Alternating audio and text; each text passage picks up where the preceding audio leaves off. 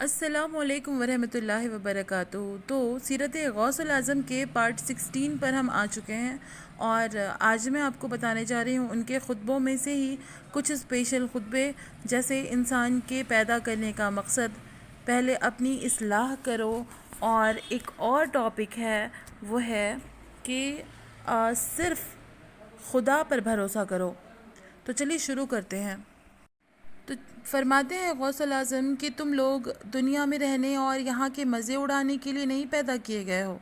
تم لوگ خدا کی ناراضی کی جس حالت میں لگے ہو نا، اس کو بدل ڈالو۔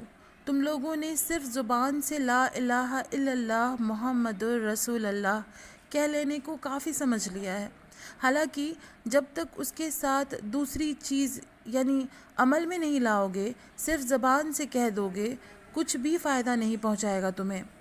ایمان قول اور عمل یعنی کہنے اور کرنے دونوں کے مجموعے کا نام ہے۔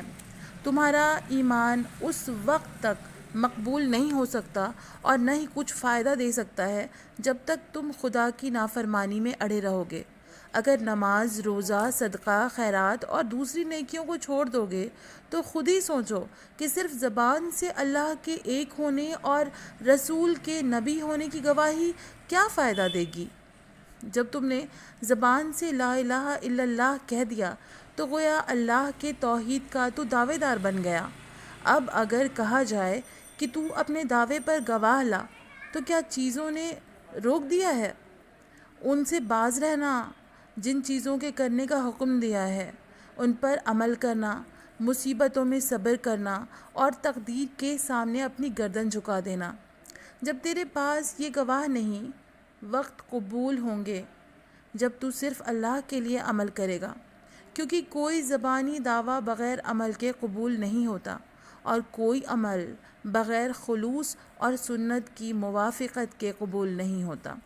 اپنے مال میں سے جو کچھ ہو سکے فقیروں کی مدد کرو، اور تھوڑی سی دینے کی طاقت ہو تو تھوڑی سی ہی دے ڈالو۔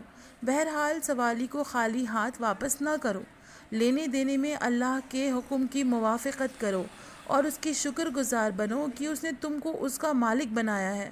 تم پر افسوس ہے کہ اللہ کا بھیجا ہوا سوالی تمہارے پاس آئے اور تم باوجود قدرت رکھنے کے واپس لوٹا دو۔ تم لوگوں کا حال یہ ہے کہ جب میرے پاس بیٹھ کر سنتے ہو تو آنسو بہاتے ہو، اور جب کوئی سوالی یعنی فقیر تمہارے پاس آتا ہے تو تمہارا دل سخت بن جاتا ہے۔ اسے معلوم ہوا کہ میرے پاس تیرا بیٹھ کر سننا خالص نہ تھا۔ جب تم میرے پاس بیٹھ کر سنو تو باطن سے سنا کرو، تاکہ اس کا اثر دل پر پڑے اور دل نیکیوں کی طرف تمہیں رغبت دلائے۔ آگے فرماتے ہیں غوث الاعظم کی اے صاحبزادے، پہلے تو اپنے آپ کو سدھار، پھر دوسروں کو سدھارنے کی کوشش کر، ورنہ تیرے اندر کی برائیاں دوسروں کو بھی اپنی لپیٹ میں لے لیں گی۔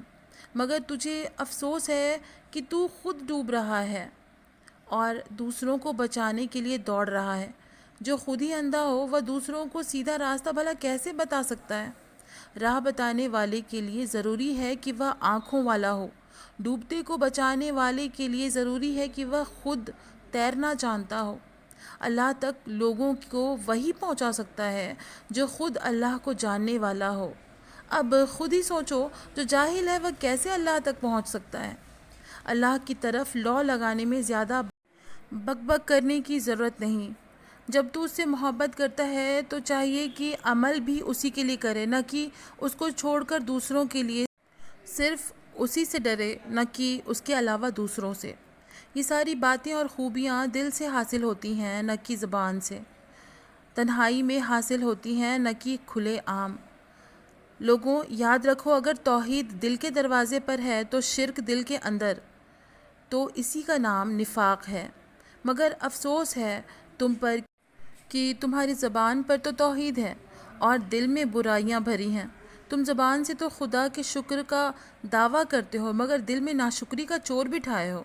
اللہ تعالیٰ نے فرمایا ہے کہ اے آدم کی اولاد، میری طرف سے تو خیر تیری جانب اترتی ہے، لیکن تیری جانب سے برائی میری طرف چڑھتی ہے۔ تجھ پر افسوس ہے کہ تو جو دعویٰ کرتا ہے کہ میں اللہ کا بندہ ہوں، لیکن عبادت اور اطاعت کرتا دوسروں کی۔ اگر تو در حقیقت اللہ کا بندہ اور اس کا وفادار ہوتا تو اللہ کے لیے کسی سے محبت اور اللہ ہی کے لیے کسی سے نفرت و دشمنی کرتا۔ سچا اور پکا مومن اپنے نفس اور اپنے شیطان اور اپنی خواہش کی وفاداری نہیں کرتا۔ وہ شیطان کو جانتا ہی نہیں اور اس کی وفاداری تو دور کی بات ہے۔ وہ تو دنیا کو ذلیل سمجھتا ہے اور آخرت کا طالب ہے، اور جب آخرت حاصل ہو جاتی ہے تو اس کو بھی چھوڑ دیتا ہے اور اپنے خدا سے ملنے کی آرزو اور خواہش کرنے لگتا ہے، اور ہر وقت صرف اور صرف اسی کی عبادت اور اطاعت میں لگا رہتا ہے، کیونکہ وہ اللہ کا یہ فرمان سن چکا ہے کہ لوگوں کو صرف اللہ ہی کی عبادت کا حکم دیا گیا ہے۔ وہی ساری چیزوں کا پیدا کرنے والا ہے اور ساری چیزیں اسی کے ہاتھ میں ہیں۔ اللہ کو چھوڑ کر دوسروں سے مانگنے والے جو ہوتے ہیں وہ بے وقوف اور احمق ہوتے ہیں۔